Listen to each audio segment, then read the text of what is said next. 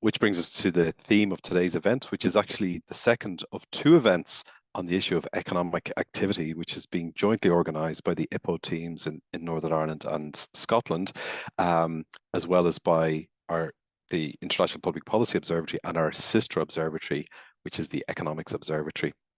So this issue of economic activity has come up quite a lot in our discussions with policymakers. Hence, we as part of our work, we agreed to arrange a couple of roundtables. The previous event focused on the issue of economic inactivity amongst over 50s, but today's event is across the population, as it were, affecting workers of all ages. So, yeah, I mean, across the UK, much of the reason for economic inactivity increase, despite unemployment being down, has been attributed to a rise in those reporting as long-term sick, according to the Office for National Statistics. And the Institute for Fiscal Studies estimates that the number of new disability benefit claimants has doubled between 2021 and 2022. So it's a major, complex policy challenge, and we're going to dig into it today. The event is being recorded. We're going to summarize the outcomings of today's event in a blog. I propose not to introduce each speaker now, but as they begin, just prior to them speaking, and we'll have maybe one or two questions after each speaker, but the main discussion will be from 3 o'clock onwards. So if you've got a question, you might want to hold it till then, until you've heard from everybody. We're very, very pleased to have a large and diverse audience, and you have a lot of expertise yourself, each and every one of you. And I mean, part of the whole idea of the observatory is to pool this expertise. So please be active in the chat, share any reports, any ideas, anything that you think others on the call here would benefit from. As I say, we're very keen on strict timekeeping. I'm just coming up to 5 past, which is when I meant to stop. So this is perfect time for me to hand over to my colleague, Professor Graham Roy, who's Professor of Economics at the University of Glasgow, and he leads the IPPO team in Scotland, as well as being the Economics Observatory lead as well. So he's a number of hats on. So Graham, I will hand over to you to kind of set the scene, as it were.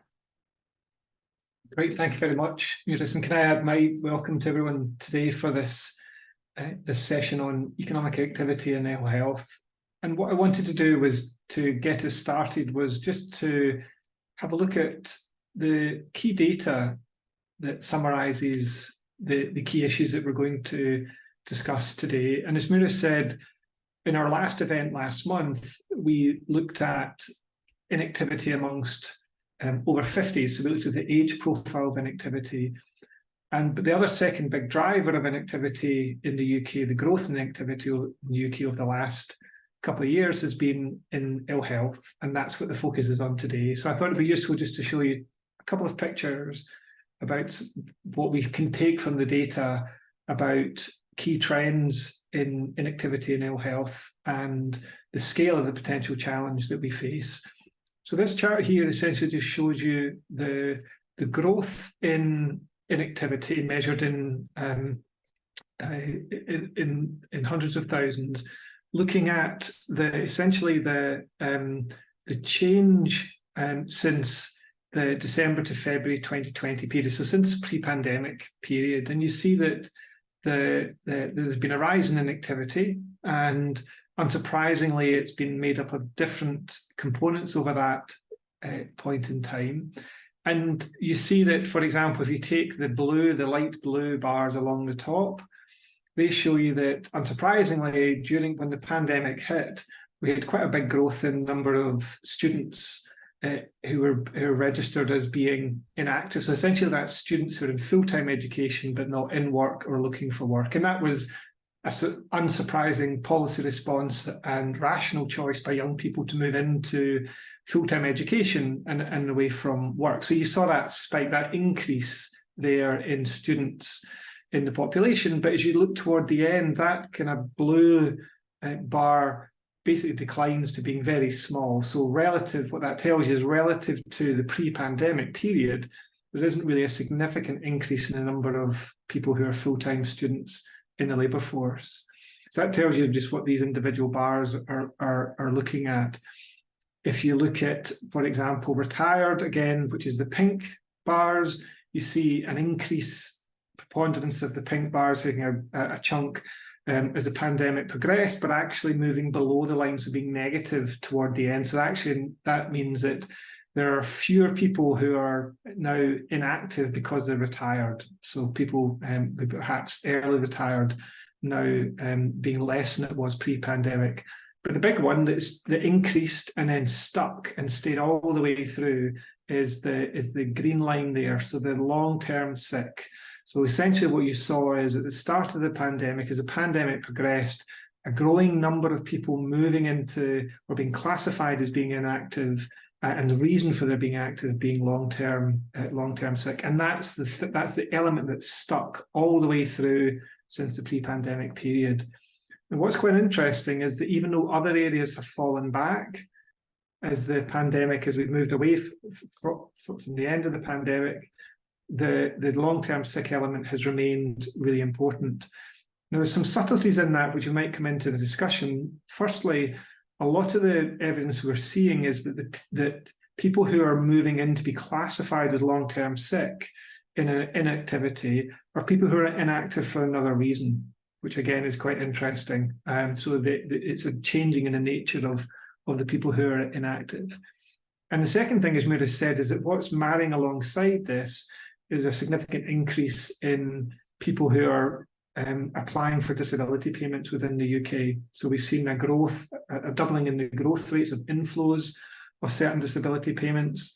And the number of people claiming PIP and DLA was around about 3.5 million prior to the pandemic. It's now over 4.2 million. So a significant relative increase there in terms of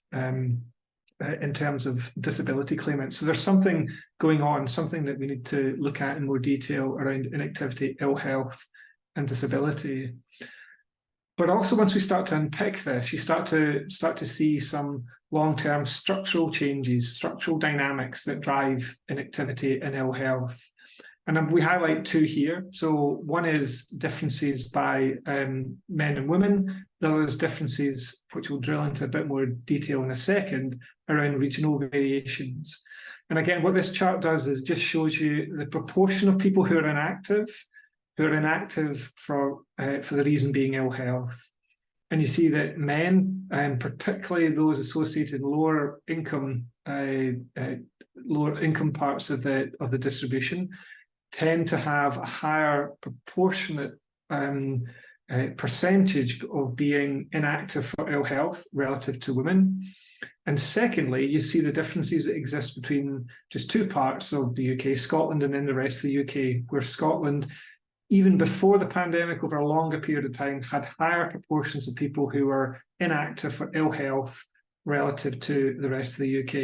And that's, you see the spike, the growth post-pandemic, particularly for men in Scotland, for example. You can see that sharp increase at the end, but that difference between Scotland and the rest of the UK was always there. And then the final chart I want to show you is that even within our regions, even at a more local level, you get significant variations by proportions of people who are inactive for ill health. So this looks at a selection of local authorities within the Glasgow city region, so including Glasgow, but also the surrounding local authorities. And you see that if you look at the purple bar here, so that is long-term sick. So these are all the different colours represent the different reasons that someone can be inactive. And if you look at that long-term sick there, the proportion of the people who are long-term sick in different local authorities varies significantly. So if you look at, for example, in Inverclyde, 50%, so 1 in 2 people who are inactive in Inverclyde are inactive because of ill health. That compares to a Scottish figure of about 32.1%. So significant variation in a really local level. So what does that tell us? What does it tell us about the policy implications? So I think there's two really important policy questions for us. First, what explains the increase we've seen in recent times and the increasing number of people in ill health post-pandemic? And secondly, how does that interact with these structural balances we've known been there for a very long time at a local level or with groups in society, where there's a higher proportion of being inactive by ill health than other groups. And these two important policy questions are things which we're going to discuss in the rest of the session this afternoon. And I'm really looking forward to the discussion. Excellent. Thank you very much, Graham, for that overview. And as you say, a couple of important questions following from that. So without any further ado, I'll hand over to your colleague in the IPPO Scotland team, Dr. Robert Richardson. His presentation should be coming up there now, and he's going to look at some of the research he's been doing in respect of interventions around economic inactivity. So, Rob, the floor is yours. Thanks very much, Maurice. Good afternoon, everyone. I'm Rob Richardson, a research associate with IPPO Scotland at the University of Glasgow, and I'm going to present the headlines of a review of policy interventions which I've been carrying out on this issue. So I'll pick out three main themes in the time that I have, starting with the evolving Scottish context, and then moving on to interventions focused on poor health and disability specifically. And through that, I'll identify what appears to be a movement towards more localised, place-based responses to economic inactivity. And then I'll end with some reflections to take forward for the rest of the afternoon's discussion. Scotland's primary employability support initiative is No One Left Behind, which is administered by local authorities using Scottish Government funding, and that aims to align with other local services such as health and housing. Participants receive support from an employability key worker and agree an individual plan which might include training or mentoring to prepare for employment, training, education, or volunteering. Initial data on job outcomes show that 32% of the nearly 40,000 participants between April 2019 and March 2023 entered employment, and 14% entered higher education or training, although no outcomes recorded for approximately a third of those participants. An early implementation evaluation between May and December 2022 found that more should be done to engage and support people who are the furthest from the labour market. And interestingly, service providers reported that the severity and prevalence of mental health problems among service users was a major barrier to progress within the scheme. Fair Start Scotland provides 12 to 18 months of tailored employment support for people facing the greatest challenges in finding work, including those with a disability or a health condition. And unlike No One Left Behind, which is administered by Scotland's 32 local authorities, Fair Start Scotland is delivered by a mix of public, private and third sector providers across 9 larger geographic areas. 37% of people who started Fair Start Scotland entered a job, broadly in line with the outcomes for No One Left Behind. But from April 2024, referrals to Fair Start Scotland will end and all employability support will be delivered via No One Left Behind. Both those schemes currently operate alongside the Young Person's Guarantee, which is a Scottish Government commitment that every person aged 16 to 24 should have the opportunity to study, take up an apprenticeship, job or work experience, or participate in formal volunteering. These interventions aim to support people with disabilities and long-term health conditions specifically, including those to help people remain in an existing job rather than enter work. The Access to Work scheme run by the UK Government's Department for Work and Pensions, for example, provides grants for practical support with work, including for travel expenses, vehicle adaptations, or a support worker. Evaluation in 2018 found that most recipients felt access to work was essential for them to stay in their job, although awareness of the scheme was felt to be too low among both potential users and employers. Other interventions focus on the workplace itself. The DWP's Disability Confident Initiative provides guidance on how to attract, recruit and retain people with disabilities, and nearly 19,000 employers across the UK are signed up to that. On a similar theme, Healthy Working Lives, Supporting a Mentally Healthy Workplace, is a Public Health Scotland platform which provides resources including training, guidance and templates for employers to promote a mentally healthy workplace. Occupational health interventions have also been shown to help people stay in work, particularly to reduce the risk of early retirement. The DWP is currently consulting on increasing the coverage of occupational health and on amending tax incentives for employers to support this. The DWP has also recently expanded its midlife MOT programme, including through a new signposting website, which aims to help people aged 45 to 65 to plan ahead. And finally on this, recent research from Cranfield University recommends that greater part-time working opportunities could bring economically inactive people back into the workplace. This was based on evidence from the flexible element of the furlough scheme. 40% of people who'd used the scheme reported that their line managers were now better at managing part-time working as a result. The Scottish Government has similarly supported a pilot programme to train change agents, as they're called, to promote and improve part-time and flexible working opportunities within their employer. That responds directly to the fact that only 1 in 4 job adverts in Scotland were found to offer such opportunities beforehand. The health element of such interventions is key in the particular context this afternoon. One approach is individual placement support, or IPS, a structured model based around long-term individualized support, which was initially designed for people with serious mental health conditions. IPS has been shown to be effective in helping people with long-term health conditions to gain and keep competitive jobs.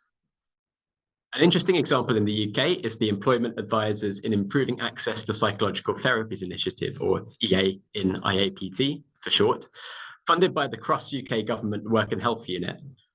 This places employment advisors within IAPT, which is an NHS programme providing treatment for people with mental health problems, including anxiety and depression. An evaluation of the scheme in 2022 found mixed employment outcomes. While participants out of work at the start were more likely to enter the labour market than control groups, for participants who were working at the start of the programme, seeing an employment advisor actually reduced the likelihood of there being in work at the end. And participants off work sick at the beginning were also less likely to be working at the end of the scheme. However, for those participants, the mental health outcomes were generally positive, and many were kept closer to the labour market overall than might otherwise be expected. Localised responses to economic inactivity, particularly in the devolved nations and regions, perhaps reflect some of the spatial concentrations of economic inactivity that we're seeing. One example is Communities for Work, run by the Welsh Government using funding from the European Social Fund, which is targeted at 52 of Wales's most deprived neighbourhoods. Participants are assigned to an employment advisor or a youth or adult mentor if they're deemed to need a particularly high level of support. Evaluation results from that show 1 successful job outcome for every 2.4 engagements with Communities for Work. The evaluation also highlights the value of a whole system approach to employment support, focused upon a range of services and founded upon a strong partnership, which includes developing close links with local GP surgeries and community health practitioners. Connecting Communities is another example, run by the West Midlands Combined Authority between 2018 and 2021. This was targeted at 9 neighbourhoods and emphasised intensive context-specific support, particularly by working with local business networks. 41% of out-of-work participants secured work during the programme. Similarly to Communities for Work, evaluation concluded that the place-based approach of this scheme was an effective way to address the spatial complexity and specificity of worklessness and socioeconomic disadvantage, which allowed the combined authority to work with different providers in different neighbourhoods to their advantage. I'm particularly interested by some of these interventions which are approaching economic inactivity and ill health more holistically, beyond employment and isolation. Research on this by the OECD in 2019 recommended that such a multi-pronged policy approach should combine labour market, skills training, and other support, including childcare, housing, and public transport. Often this coordination of public services occurs naturally at local level, which raises interesting questions about spatial scale and governance arrangements for addressing economic inactivity. This stands rather in contrast to what could be termed one-size-fits-all responses, such as those announced in the spring budget, perhaps, which are likely to prove very costly, whereas more localised, place-based responses seem to be the direction of travel, and we'll hear from some examples this afternoon in Manchester and Clacton in particular. This is also true in Scotland, where No One Left Behind, as I mentioned earlier, which is administered by local authorities, is replacing Fair Start Scotland, run over much larger geographic areas. So just to end with some reflections on all this. Firstly, the evidence suggests that economic inactivity is perhaps best seen as a health problem rather than solely a labour market problem. And the necessary policy responses should perhaps follow that, which requires multidimensional approaches foregrounding health, but taking in other policy areas too, such as housing, education, and skills, for example. Then, at what scale should such interventions occur? Place-based approaches are inherently local, but will local authorities have all the right skills, resources, and powers to do this? Likewise, which other stakeholders are needed and where? Integrated public services are key, but what part should the private and third sectors play? And finally, what are the outcomes that matter and how do we measure them? For many of the interventions I've covered, job starts tends to be the first measure of success, but how do we capture health in that too? Is a job start a positive outcome over the longer term if someone's health then deteriorates and they become reliant on disability support, for example? So a few points to consider as we continue this afternoon, and I will look forward to picking this up during the Q&A. I'll hand back to Maurice now. Thank you very much for your attention. Thank you, Rob, for, as I say, going down, building on what Graham had presented there and looking into some of the interventions there. There's a lot of food for thought. Just before we go on to our next speaker, just to note, and thank you for whoever put that in the Q&A, the question about slides. Yes is the answer. We will share the slides, no problem, with everybody who's here today. And as I put in the chat function separately, if people have questions as we go along, please feel free to fire them in there. Or if you think there's something that others might benefit from that your organization might have produced on this particular policy issue, please do share it.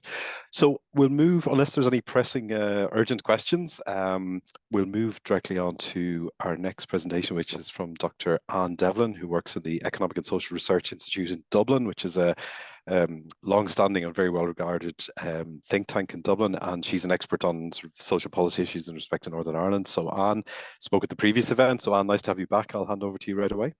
Thanks very much. Good afternoon, everybody. So yeah, as Maurice said, I'm going to talk about economic inactivity and poor health in Northern Ireland. I think this builds nicely on what Rob was saying about place-based interventions, and I'm going to talk, I suppose, about how Northern Ireland's a bit of a unique case in terms of economic inactivity, but also in terms of health and disability more broadly, particularly. And I'm going to talk about the Northern Ireland conflict and the long-term impact that's been having, just given the huge impact it has. And then I suppose it's also an issue that we're not seeing anywhere else across the UK.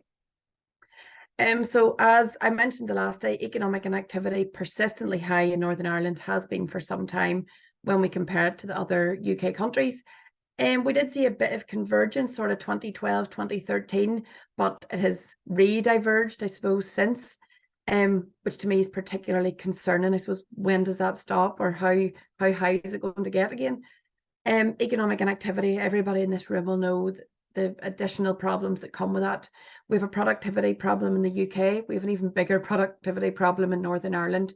It's actually an area that's getting a lot of work sort of more recently.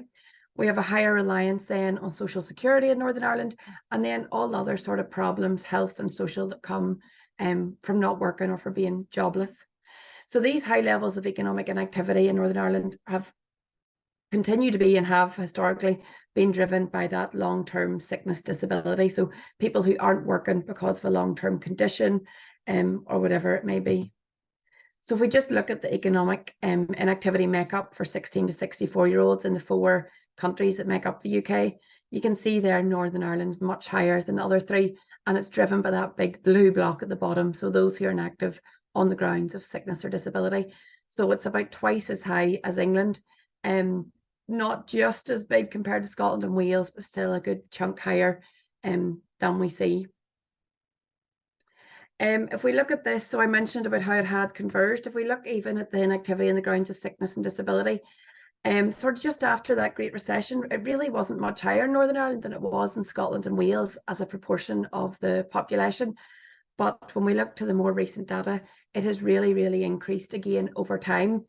And what's interesting, just thinking of what Graham was saying, we've seen an activity increase in Northern Ireland at the start of the COVID pandemic, but interestingly, it's actually dropped down again to pre-pandemic levels.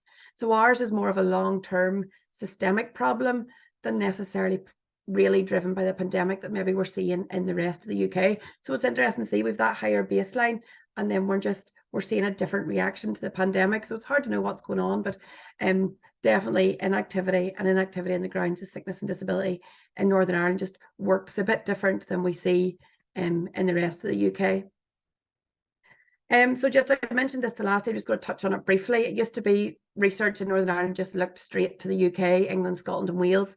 And since Brexit, really, we've seen a lot more comparisons with Ireland. And when I started to look at this, I was really surprised, because I thought inactivity in Northern Ireland was going to be way higher than Ireland, but it's really, really similar. And so we all know about the Irish economy and the economic growth they've seen in recent years. But again, it's when we look at that makeup of inactivity, we see the differences. And sick and disabled here is in the red. I should have had a blue for consistency, but we see it again about twice as high in Northern Ireland inactivity in the grounds of sickness disability than is the case with our neighbours in the south.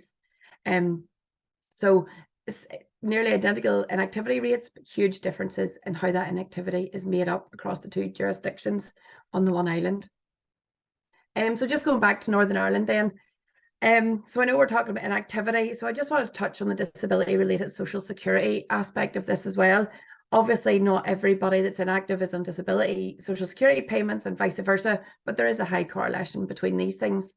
So in 2016, I know we're going back a bit, but this was sort of at the peak of the disability living allowance rate. So sort of just before PIP was coming in here, 11% of the Northern Ireland population were in receipt of DLA. So a really, really high proportion of people here. And that's about twice as high as we see in other UK countries. And definitely more than twice as high as was the case around the same time in England. If we look at that older age cohort, so for those who for poor health is more of a problem, about 18% of 50 to 64-year-olds were in receipt of DLA or PIP in 2015, compared to 8% in England. So really, we just see this twice as high rate across the board. It's worth noting when we're talking about these things that self-reported health in Northern Ireland is worse than in the rest of the UK, but there's not really any difference in the prevalence of poor health in terms of physical health conditions or disabilities. So they're really very similar, you know, diabetes, respiratory conditions, heart conditions, whatever it may be. But where the story differs is the mental health aspect of it. And that's why I'm going to get into talking a bit about the conflict, as obviously that has a big impact on that. And just worth mentioning, given the high proportion of people who were on DLA here, there were real concerns with that move to PIP for the people of Northern Ireland.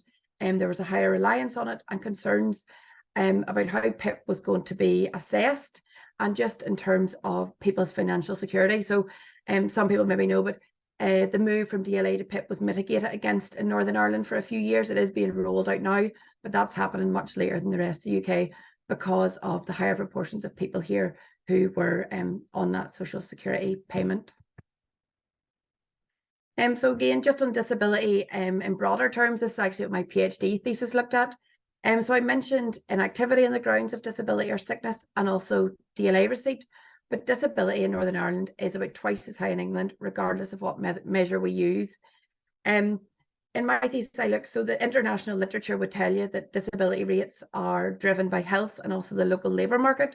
When business conditions get better, when the labour market's strong, disability rates tend to fall. And then obviously health is a big driver and what sort of conditions or disabilities you potentially have. But what I found was these high rates in Northern Ireland, we can't explain it away by age, socio-demographics and health in the labour market. We're still left with a higher rate than England. And we just can't explain exactly what that may be driving it, which is what led me then to go on to look at the conflict in Northern Ireland. So what I'm showing you here on the left-hand side, this is just a wee map of the Troubles fatalities. Obviously, I'm presuming hopefully everybody is with me. The Troubles with 30-year conflict in the north of Ireland. This is the Troubles fatalities mapped across the country at district electoral area level. And on the right-hand side, we have our DLA residuals. So these dark blue areas are the areas with high levels of DLA receipt after we consider age, demographics, the labour market and health. So really it's just that unexplainable bit. And you can see we have the dark blue bits in the same areas. I'm not sure if you can see my mouse or how everybody's geography is. But over on the right-hand side, we have these dark bits in around Belfast. We have darker bits in around Derry and Strabane, and in around South Armagh and into the border region, all areas where the conflict was more prominent, and also where now we're seeing these higher rates of unexplainable DLA receipt. So the Troubles can impact disability in two ways. So there's the direct impact on people who experience the conflict, and there's also the intergenerational transmission of trauma. And it's the latter that I think is really concerning. So the direct impact of the conflict, we've some work on this now. So my PhD supervisor, Declan French, looked at how people's experience the conflict and whether they report it themselves in later life as work disabled. So whether they report it as being limited in the amount or type of paid work they can do. And he found a really big association between the two. I went on, given these really high DLA rates that we couldn't explain, to look at the conflict and how that interrelated. And again, those people who report it as really having experienced the conflict were much more likely to be in receipt of DLA in later life. I also was able to look at how being exposed to conflict links into poor health in terms of doctor-diagnosed conditions. And we've seen this through respiratory conditions and severe heart conditions, as well as mental health conditions. I suppose the mental health aspect is what I anticipated. The other two I wasn't so sure about. And I know I'm not that type of doctor, but there is a medical literature on how trauma and stress links in with respiratory conditions and severe heart conditions. And that's quite well documented within that medical literature.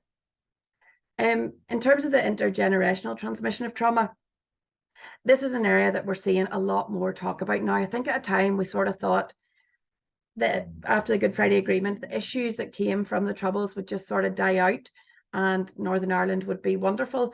But there's a big recognition now on the intergenerational transmission of this trauma and how it's affecting mental health, and then all the other social and economic things that are associated with poor mental health. With 25% greater prevalence of mental health conditions here, yet much less spending per head than we see across the other UK countries. There's a pretty big literature in this stage in the sort of health and social space on the impact of conflict and mental health here, driven mostly by Professor Siobhan O'Neill, who's now our mental health champion. But I think it's becoming more widespread now, so it's not just as sort of restricted to that health literature. It's becoming more apparent across the board that we need to consider this intergenerational transmission of trauma and how it's affecting Northern Ireland society. So just in terms of the policy implications, I suppose it comes back to that area-based intervention thing. Northern Ireland really is quite different when we start to look at health, particularly mental health, and then the knock-on effect that has on economic inactivity. As I said, physical health really similar across the regions, but our self-reported health and general health is much worse, driven by those higher rates of mental ill health and associated conditions. We can't really explain all the disability rates here, so it's about thinking about how the Troubles is impacting that and how policy can deal with that.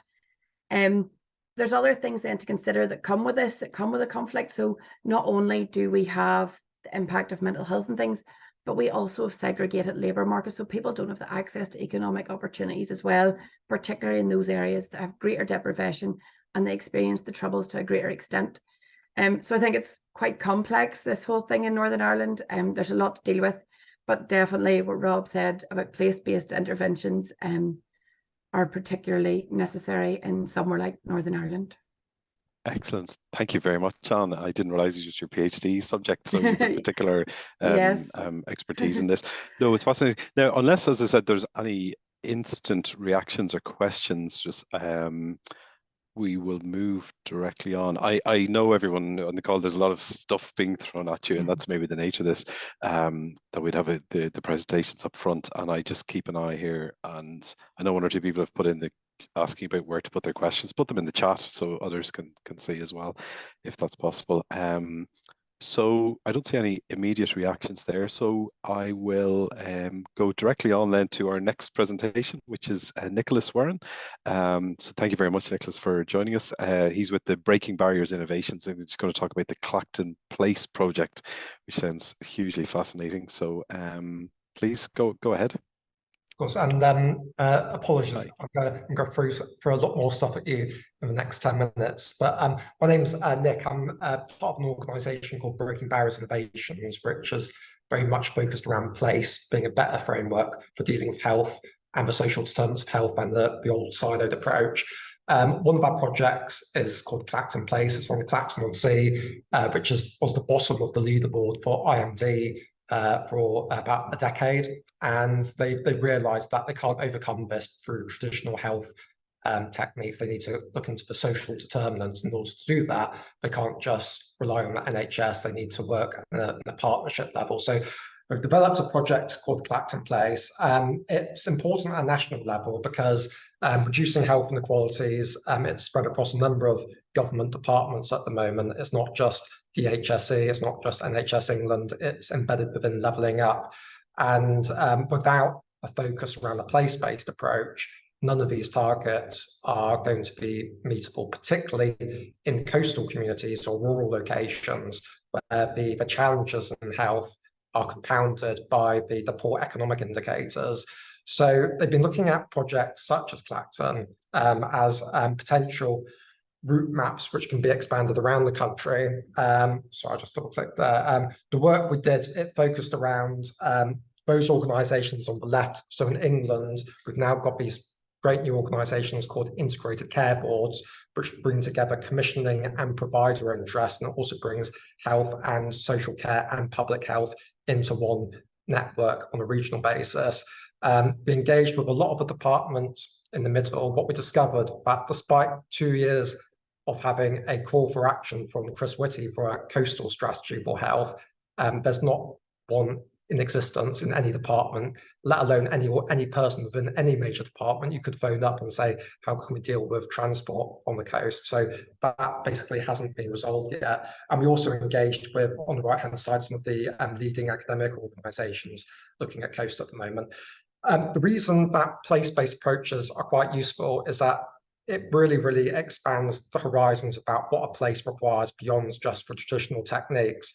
And if you just look at this, this is the coast on fire. If you just look at one condition nationally, it's problem-related across the coast in a way that you don't get that inland. And there's core reasons for that. If you take a place like Clacton-on-Sea, virtually every indicator within Core 20, which is the Health and Equalities Directorate within NHS at the moment, virtually every indicator which they're trying to address at the moment, apart from one, they're way below the national average at the moment. And that is the same with left behind areas, but particularly in coast and rural, where again, the health challenges are compounded over to historic trends. There's a clear correlation there between declining health and declining opportunities within the economy. So all of the barometers for the coastal locations, which are most poorly performing at the moment, are much worse than their inland neighbours. And then if you look at, so there's a bit of a time lag on my slides. If you look at how we can go about addressing this, so we think, well, there's a call to action here. We need to work more with the economy. The economy itself needs its own set of interventions. Most of these places have been sort of mushroomed in various parts of the last century owing to the tourism boom and then certain industries setting up there. But what they've left is quite narrow industry choices for local people at the moment. So there's a challenge with the health and there's a challenge in terms of the economic strategy in these places. What the Turning the Tide project has concluded that within a sort of era of scant resources, and we're going to have to narrow down our choices about what we can and cannot do.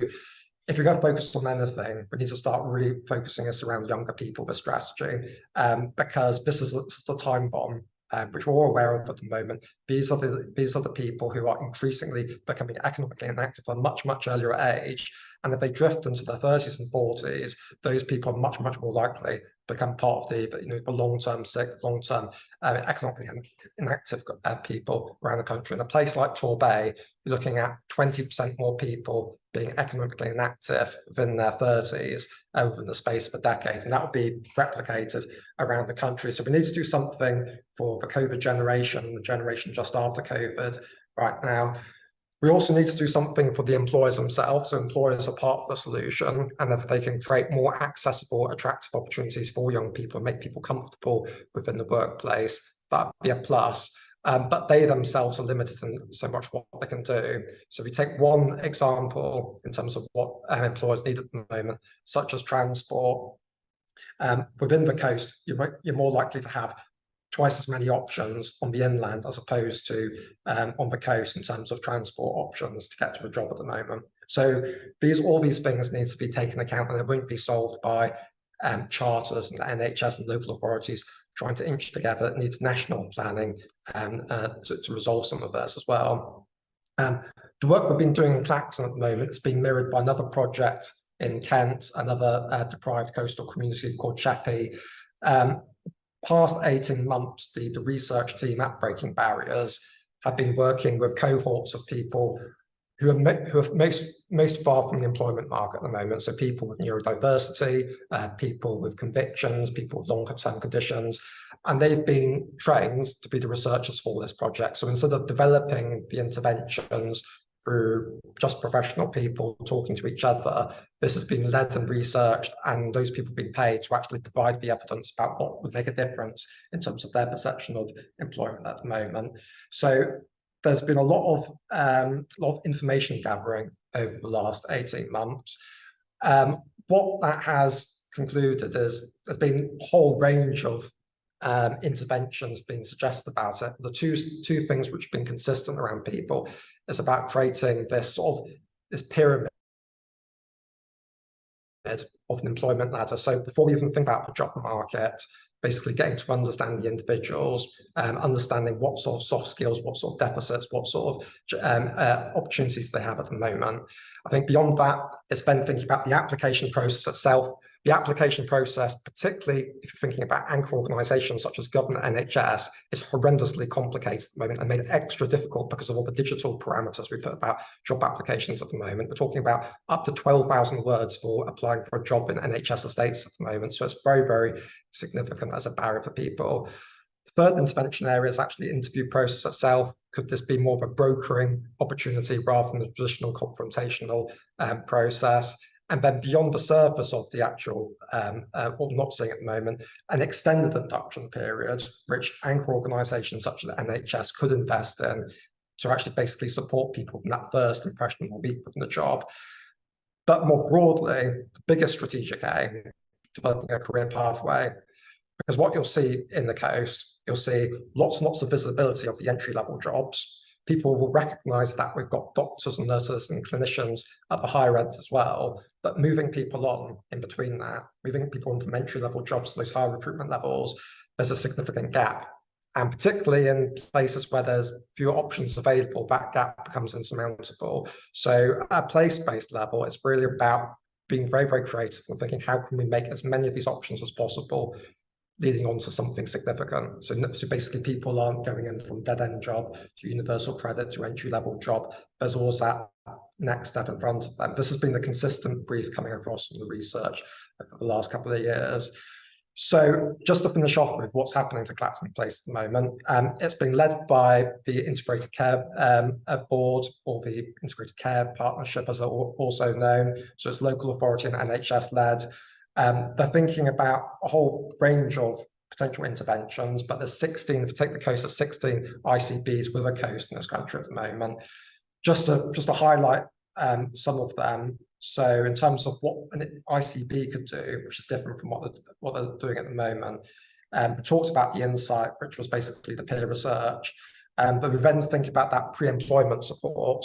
So some of the local authorities and NHS are investing the education and training budget into voluntary sector organisations, which can support people in terms of pre-employment application. It's the bit which we're not dealing with at the moment. Instead of using it just to train people in that traditional way, they're investing that in basically getting people through the gate. And sometimes, if it's neurodiversity or some things where, keep people very, very far from the employment market, this could be months in the making, but the dividends are very, very strong if we can make that work. The second area is maximising employment opportunities. So they're creating these community diagnostic hubs around the country, but they're focusing on about them making them as accessible as to local people as possible. So there's a real charge around making sure any planned investment is going to be attainable and attractive to local people. And then they're thinking about the convening and influencing powers of ICBs. So ICBs themselves are limited in how much they can do, but they do have brokering power with Whitehall and other mechanisms in terms of where they can make those other gaps be filled in. One particular is around levelling up, or whatever we call it, in a few years' time. They've already had a couple of wins. They've got University of Essex setting up in Clacton a new centre for coastal communities right at the heart of Clacton Place. And they're also working with the Freeport, which could be very significant, 30,500 jobs, but unless we make those jobs accessible, those jobs are going to go to people outside of Clacton. They'll just employ people because they'll just need to keep the lights on. So the question is whether the work which they're doing around Bathside Bio, which is Freeport East at the moment, is different, because they've been talking about this development since 1971. These issues haven't just come up during COVID. They've been made very, very much more visible by COVID, all these challenges, but these have been long-standing issues which politicians have been aware of for a very long time. I believe that's my last slide. So yeah. Great. Nick, thank you very much. I have to say I was sweating a little bit when I saw all the slides, but you've done admirably to get through them. And that's an enormous amount of work gone in there. And thank you. I'm sure you could speak about this all day, but I really appreciate the that you've had to sort of in a very short time frame tell us about all of this. I imagine there will be follow-up questions. Just because of time, I'll go directly on, if that's okay, to our next speaker. But I do note in the chat for Graham and for Rob and for Anne, there was some questions in there that you might have a think about. I'll come to it, just after 3 o'clock. So we might thank you again, Nick, and we'll go directly on. So we'll move to Manchester and to Dave Berry, who's the Work and Skills Lead at Manchester City Council, and hopefully is there. Hiya, yeah, can you hear me? Yes, perfectly. Thanks very much, Right. Dave. The floor is yours. Thanks. Thank you. So yeah, we wanted to pick up some of the things that happen at a Greater Manchester level, so the combined authority level, then how they drill down onto at the city level as well in Manchester. So Working Well is one of the programs, obviously, that we've been talked about so far, and what we saw from that was, it's picking up that theme about good work is good for your health. Started as a small pilot in 2014, a business case essentially to challenge the work program at the time, and then it's moved forward over the years and grown bigger, and we've learned and done it on scale, basically in a devolved way with DWP. So as it stands, with 25,000 people have moved into work from it, and I think the key point to make is that at the heart of Working Well is the principles of a key worker model, one-to-one personalised and sequenced support and integration with like the wider Greater Manchester ecosystem. And what I've tried to just portray on this slide is that you can see the different types of programs that have come over time and the different interventions that have taken place. And if we just move on to the next slide. Rob was talking before about the powers that are there at a local authority level or combined authority level. And I just wanted to set out in this slide the basic picture that you can see of what the types of programs and the complexity of programs that are taking place. On the last slide, you had Working Well, but alongside Working Well, there are other programs that some have been mentioned today, such as Access to Work or the National Restart program. And the key thing is, we've got these wider supports, but it has to be coordinated. It has to be coordinated really well. You can see on the right-hand side of this slide, under the economic inactivity stream, the new UK Shared Prosperity Fund. And later on in my slides, I just want to give you a flavour of how we're actually trying to adopt a different approach, because many of the programmes that you can see on the screen here are actually related to Job Centre Plus referral routes. But what we know from a Manchester level and from a Greater Manchester level is, despite these programmes and despite seeing 25,000 people moving to work, we've not significantly shifted the dial around economic inactivity, and there's reasons for that. So if we just move on to the next slide. In Manchester, we have a Making Manchester Fairer programme, which is predicated on Sir Michael Marmot's work around health inequalities. And I think it's important just to dovetail in with what's been said this afternoon already in terms of a multidisciplinary approach.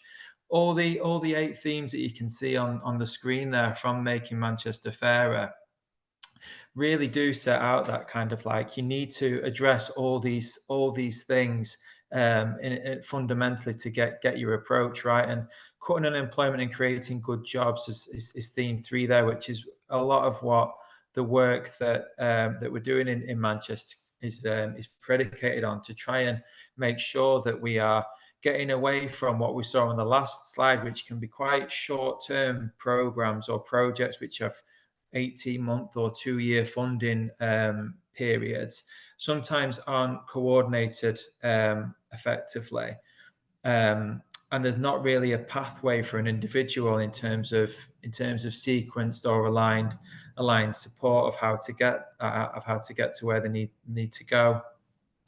So if we just move on one more slide, I want to just spend a little bit of time on these next 2, because what I've tried to paint a picture is that we have had major programs that have been effective in the support that they've given, but what we also know is that they can still be quite universal in nature. And what we've done recently with the advent of the UK Shared Prosperity Fund is put a really clear case out to providers and to voluntary sector, community sector organisations about what's happening with economic inactivity in the city. So just as before, we saw some of the work around Glasgow and some of the impacts. These 5 maps are Manchester. And what you can see on the left-hand side is all economic inactivity, with purple being the highest areas. And that's the student population, which you can see on the second mapping from the left. And we're not, students are and their economic inactivity is a separate issue. The third in the middle is looking after home or family. And what we're trying to do with this kind of work is to really set out to providers in the city who come into the city and to voluntary community organisations, the types of interventions that are needed really have to differ and be bespoke to the communities that they're serving. So the two purple areas that you can see on the middle map have a higher prevalence of Southeast Asian communities, for example, than some of the other wards. Then we move on to long-term sick from the census data around economic inactivity. You can again see that that's different parts of the city where that's concentrated, and therefore needs different types of responses. And the final map that I've put on the page is just employment support allowance, which you can see kind of closely mirrors long-term sickness from census data. And ESA claims in Manchester still stand at around just under 20,000, slowly transition onto universal credit. So if we just move to the last slide, I'll bring this back in terms of again a solutions-based approach. So we know that working well has done very well for Greater Manchester and for the City of Manchester in terms of the type of sequence support that we've seen, key worker, holistic, person-centered, all that is stuff we should build on. What we've been pushing for in terms of the next phase is that we want to see targeted provision in places and neighbourhoods. So not a universal offer for Manchester, but a targeted offer that co-locates with existing services, including community organisations. So moving beyond a provider coming into an area with a specific multidisciplinary offer, but actually becoming integrated and ingrained in that in the local population and the services that they need. So, for example, a focus on long-term sick in parts of the city like Harper, Haymars, Pletton and Newton Heath, but a focus on family and home in Cheetham and Longsight is what's needed.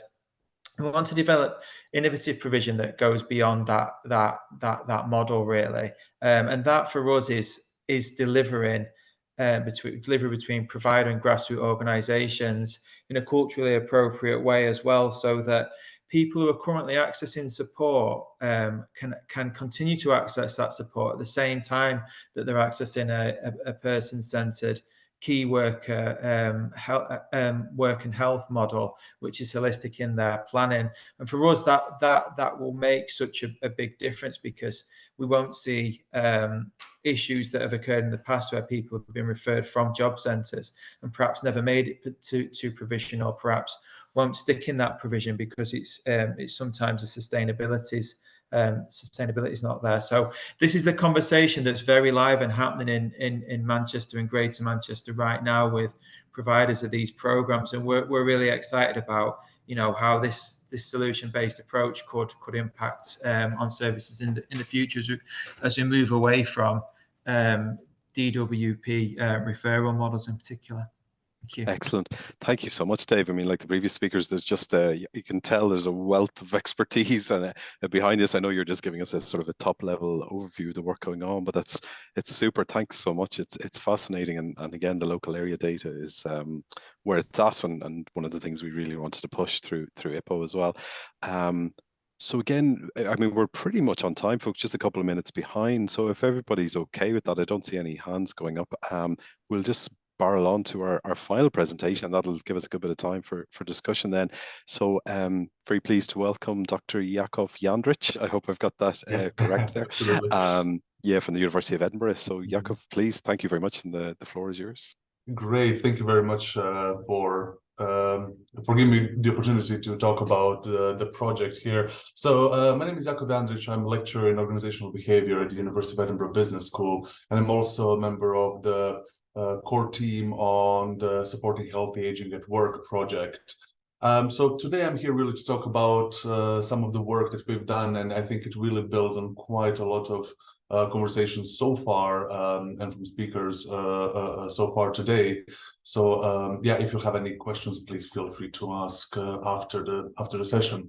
So essentially, you know, we were talking about this quite a lot so far with the aging population in the UK. We're getting to a point where also the employment rates are really changing quite a lot and being affected by this change in demographics.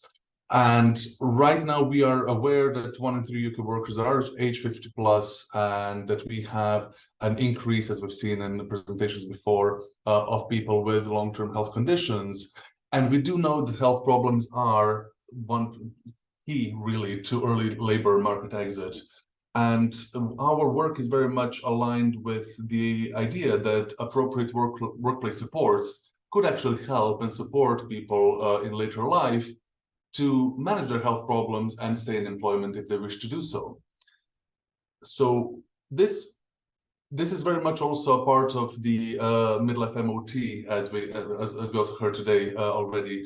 Midlife MOT offering that's being developed and is currently continuously being developed from the DWP, but especially it came up quite significantly in the spring budget this year, where there will be more focus on midlife MOT to really support and try to understand how people in their midlife in their 40s and 50s are thinking about their work, health, and money.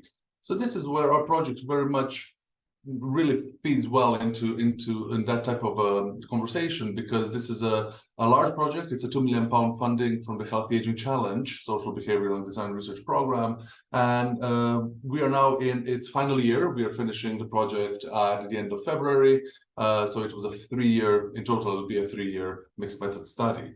And really our aim with the project show is to design innovative and co-design innovative workplace interventions to support health and well-being of older workers, and to try to help them manage their work lives and work and health better.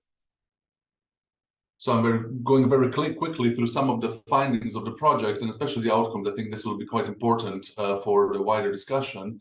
So in the stage 1, we've conducted both quantitative and qualitative pieces of research within, and especially qualitative was a really big part in 4 case study settings in financial sector, manufacturing, social care, and self-employed older workers, which are really difficult to reach quite often. So we've conducted almost 150 interviews with older workers to explore the relationship between work, health, and well-being, and to really try to understand more about some of the issues that we dubbed hidden health, which are perhaps those issues that are coming up perhaps a bit earlier on and do not necessarily require any medical attention at that particular moment, but can really affect people's ability to stay in the workplace for longer and can potentially grow into other issues. So that was mental health and especially cognitive aging, menopause, and financial well-being and sleep. So these are some of the areas that we were exploring. So what we found is, obviously, we were looking at how what can organizations do, and this is where obviously policy also comes into play. And this is where we found that organizational culture really represents a critical factor in all these conversations, with external and internalized ageism being visible and found in case study settings. Also, psychological safety is really important, to really feel safe about opening up about some of the health issues on an interpersonal level, especially in conversations with line managers. And we also found a very strong neoliberal sentiment among our participants, really talking about that self-responsibilization for health. You know, how can anyone really help me with my own health? My own health is my own responsibility. Let's just get on with it. which again is something that definitely needs debunking in the future. So what we found that on the organizational level, there are a variety of policies that need addressing, from line manager support that we are working on actually with Age Scotland on line manager training, which is actually available to businesses across Scotland. And also that organizational support quite often favors people who work, your day shifts, your 9 to 5, with very little support for people who are not following those routines.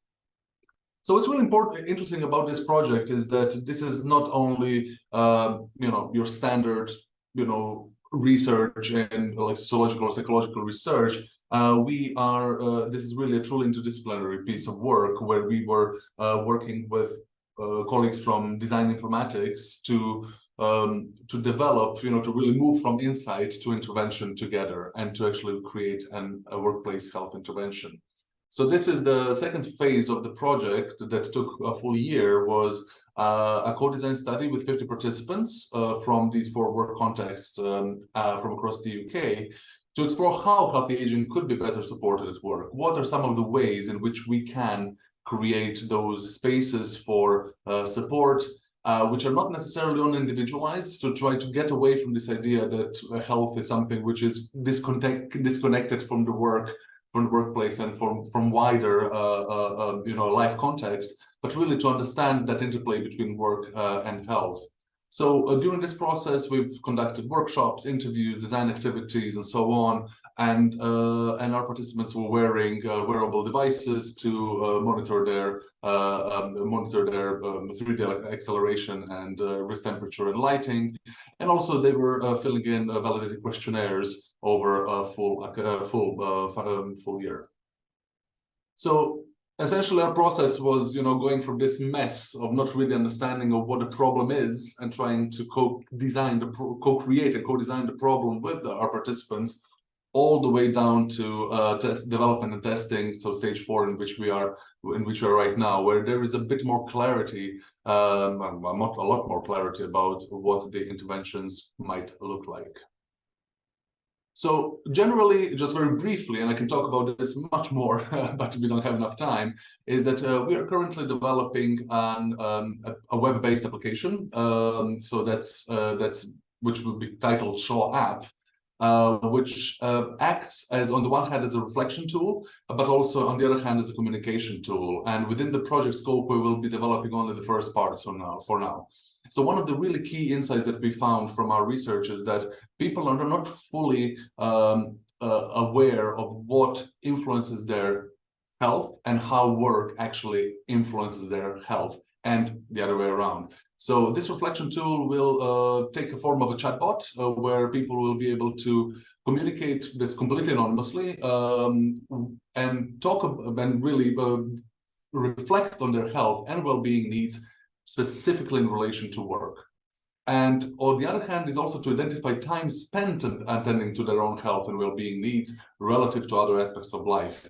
As we all know, in many cases, health and our own well-being does come, second or even third in our lives, considering how busy we all are. But in some cases, this can really create additional issues.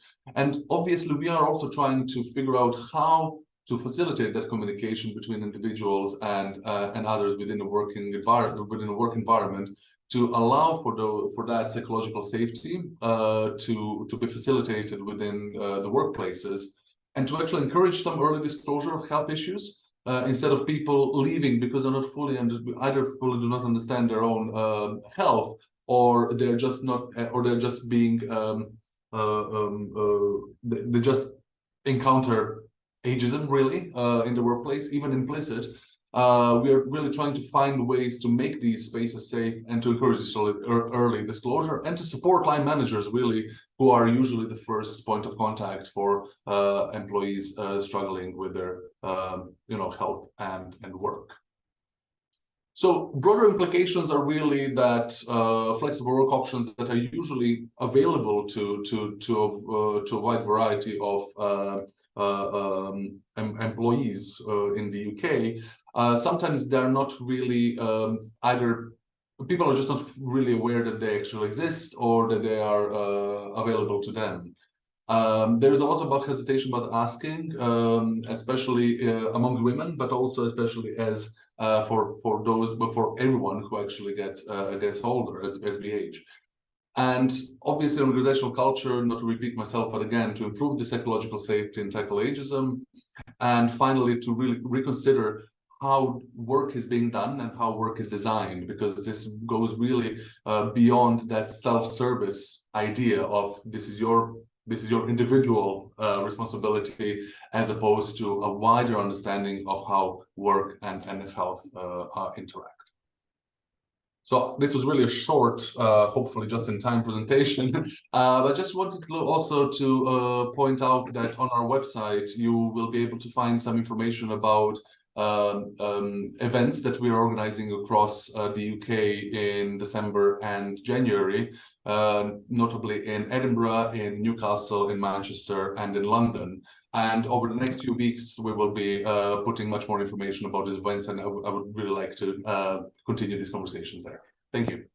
Excellent. Again, thank you, Jakub. It's really, really good to hear about, to know, for people on the call to know about this project and the work you're doing. And I imagine it'd be of interest to a couple of our previous speakers as well. We're just a couple of minutes over time, folks, and there's some questions have come into the chat, including one there for you, Jakub, actually, about the midterm MOT, which you might, or midlife MOT, which you might have a look at there. But I might I'll start off with maybe directing some of the questions to those they were pointed at, and see so and if others come up, please fire them in. So there was a question there from Luz. I think this was referring to Anne, actually, about the PhD. It's actually her PhD is finished rather than a proposed PhD. But I don't know, Anne, if you've anything to say about the adverse childhood and community experiences, if you'd like to address that one. Yeah, absolutely. Thank goodness it's finished. No, it's not something that I looked at. Obviously, it was just Northern Ireland based and really looking at the impact of the conflict. It's something we did think about. So obviously, deprived areas that are very deprived now were very deprived before the conflict. There are also areas then that had higher prevalence of conflict within them, and then they maybe also had other adverse experiences going on at the same time. So potentially there could be an issue there with disentanglement. But no, it was just specifically on the Northern Ireland conflict. It's not something I was thinking about. And then a colleague from Glasgow there, Nicola McEwen, the variation there, did you get to read that question there? Yes, I read that. Yeah, that's they don't map perfectly. So the two maps I showed don't map perfectly. I wouldn't claim to know where North Antrim is in a map without the names on it. But yeah, so we run a whole load of different regressions on this, and we control for individual characteristics, just the normal things: age, gender, education, self-reported doctor diagnosis of health issues, and the local labour market is also controlled for. And we look at a couple of different things. So this is using the Nicola survey data. It's sort of like a sister survey to ELSA. And then it asks, to what extent were you personally impacted by the Troubles, and to what extent was your community impacted by the Troubles? And then we also use that Troubles fatalities rate.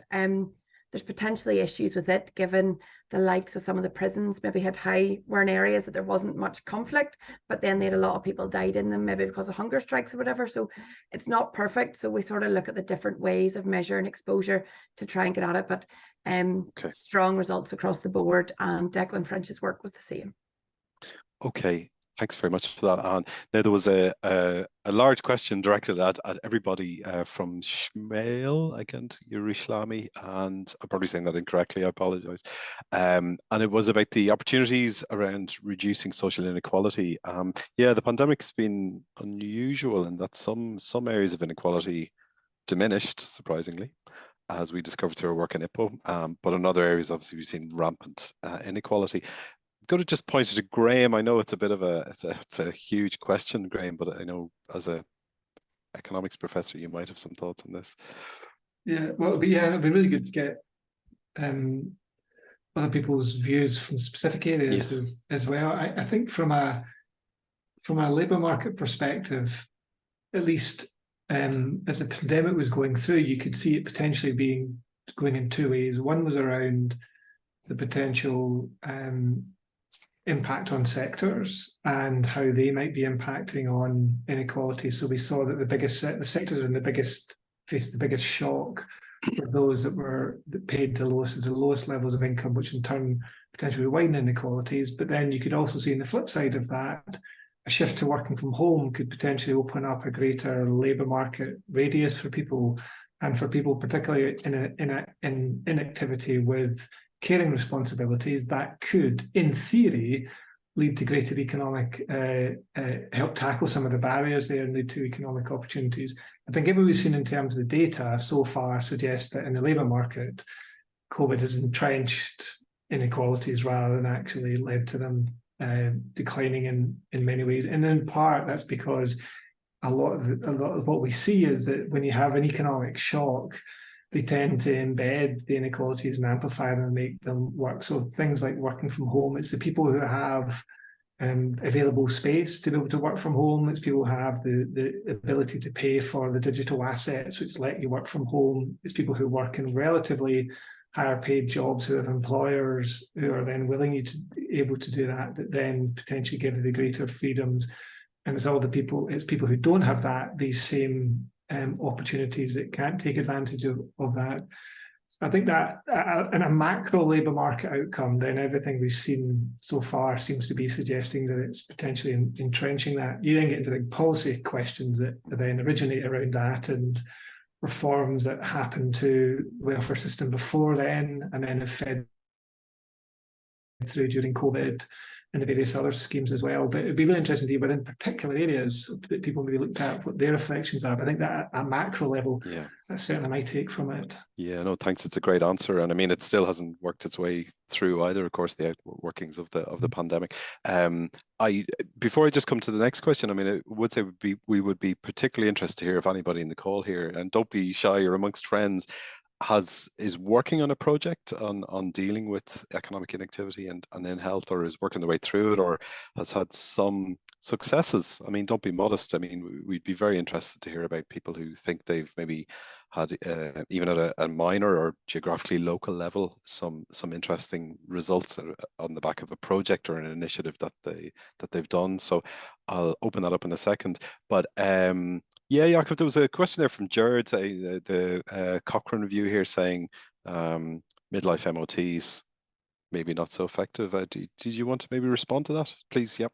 Yeah, absolutely. I think this is where we are. So Project Shaw is very much aligned with this, with the need to understand health and to reflect on health better. And starting at 50 is also not a good time to do that, or especially, for instance, for financial well-being. There is ample evidence that any conversations about later life financial well-being very much starts early on, much earlier than expected.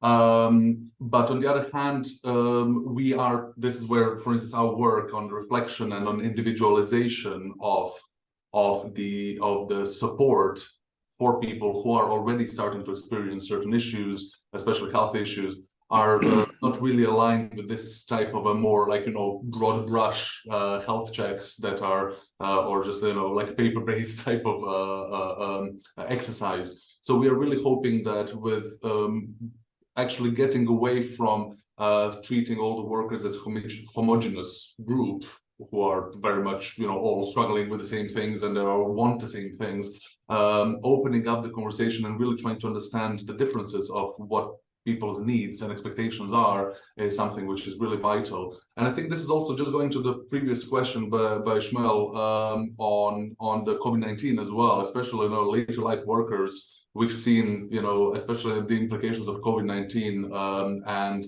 the great retirement, and then now more recently the great unretirement.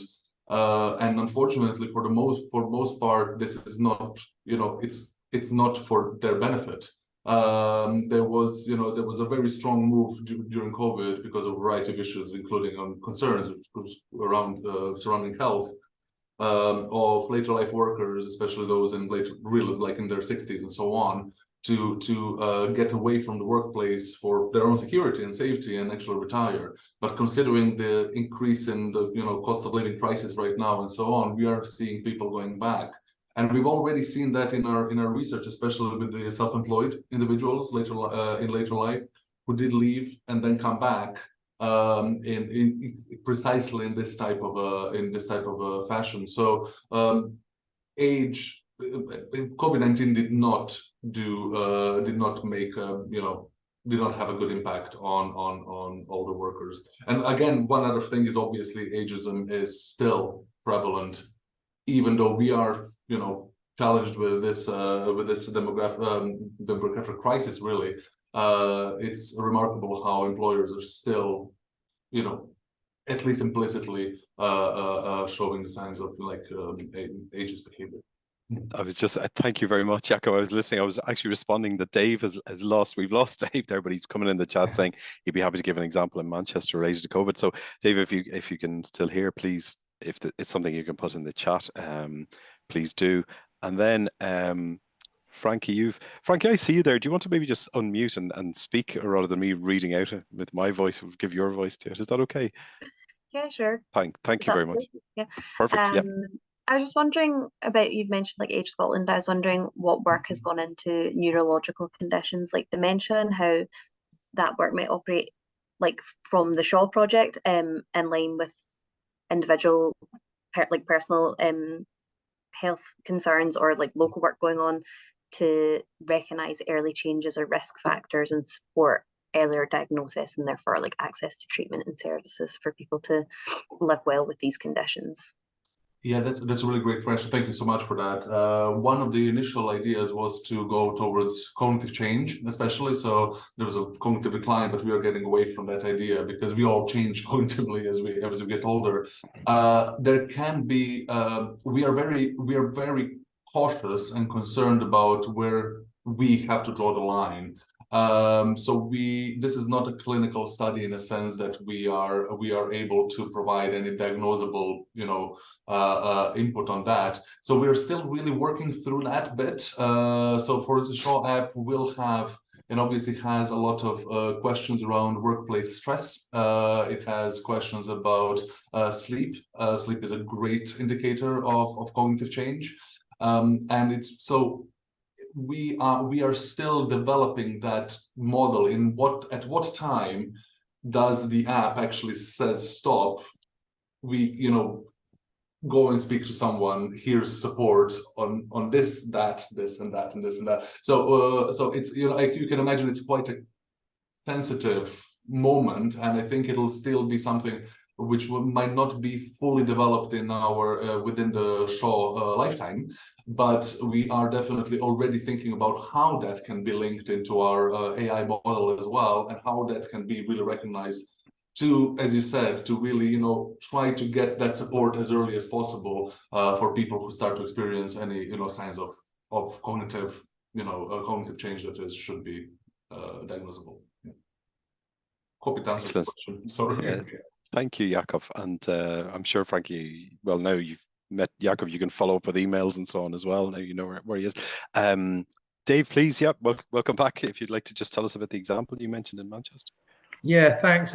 Just to bring Making Manchester Fairer back into the discussion, one of the things that we saw during the COVID pandemic was unequal outcomes in relation to race, and one of the specific Manchester-based responses that was put in the Making Manchester Fairer 5-year action plan was around structural racism and discrimination, and we can see that that has helped us to influence, inform, and design the structure and specifications of provisions coming through to make sure that services are much more culturally appropriate and competent to the communities that they're serving. So it's just an example of the way that I think provision has changed as a result of the pandemic, as we've understood issues better and the labour market responses that are needed to them. Excellent. Thanks very much, Dave, for that. I've also just put in the chat there. I mean, IPO is a kind of a two-way street in that we want to sort of present information, but we're also keen always to hear about things that I mean, it's a resource for the public service to use. So if there are issues that you think you need help with, or that IPO could usefully do some work for you on, not everything now. There are limits to our budgets and so on, but we are keen to hear about that. So I put that in the chat. Has anybody want to unmute and maybe address what I said earlier about work that you're doing in your own organization that you might like to share details with everybody here on the conversation, or any roadblocks you've come up against, or any other issues relevant to this topic? We've just got a few minutes left, so I think it's a good chance to maybe pool the intelligence in the virtual room here. Do you want me to jump in with the Claxon example? Oh, please, Nick. Yeah, excellent. Please do. Yes, of course. Thank you. I think it's extremely fluid about whether it's going to be ultimately a benefit or a disadvantage. A bit like Graham was mentioning, I think there are lots of places thinking about the sunny uplands of what this means in terms of, can people work digitally? Can we reimagine coastal locations as rural locations as people to get good work-life balance? But the reality is that during the actual, the white heat of lockdown, the retail and hospitality industry wasn't decimated. It just went in places like that, and the jobs were just suddenly shut down. And it took a long time to encourage people back into those jobs. I think the most specific example of something which has worked well in Claxon was the setting up of the CDC, the Community Diagnostics Hub, and they really focused very heavily by working with DWP, the college, and the charities to ensure that people quite far away from the job market were properly trained up to take on the entry-level jobs, and then they were given sort of a career path after that, so they just didn't get stuck into a receptionist or a security role. But I think at the moment it's very tiny examples of leadership happening, and it's not systemic across the country in terms of what we're seeing at the moment. Excellent. Thanks very much, Nick, for that follow-up information. Really helpful to know about.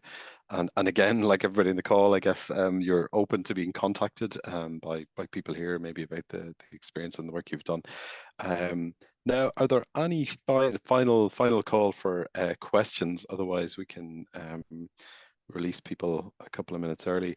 Unless I see any hands coming up, I'd like just to take the opportunity again to thank my colleagues in the IPO Scotland team, particularly to Dr. Sarah Weekly and Samantha McRae, who are in the background managing things, and my colleague here in Belfast, Dr. KK Tang, who has been working diligently with me, and I think we've had a good partnership in respect to this.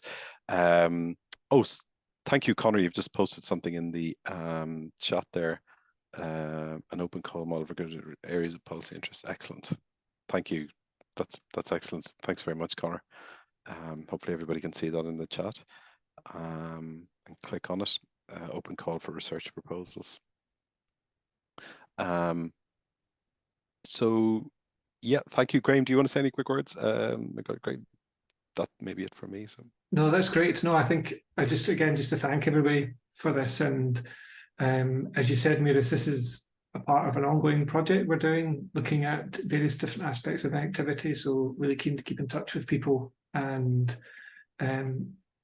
also, as you mentioned as well, to get suggestions and ideas about areas where IPO should have a look at. So just to pass on my thanks to colleagues for helping out to organise today, and also for contributing to it, and hope to see everybody soon. Excellent. Okay, everyone, thanks very much, and keep an eye on IPO, and we will follow up a report on this, and the recording will be made available as well, of course. So enjoy the rest of your day, and yeah, hopefully see you at other IPO events soon. And thanks to all our speakers. I nearly forgot. Thank you very much to all our speakers. Okay, bye everyone.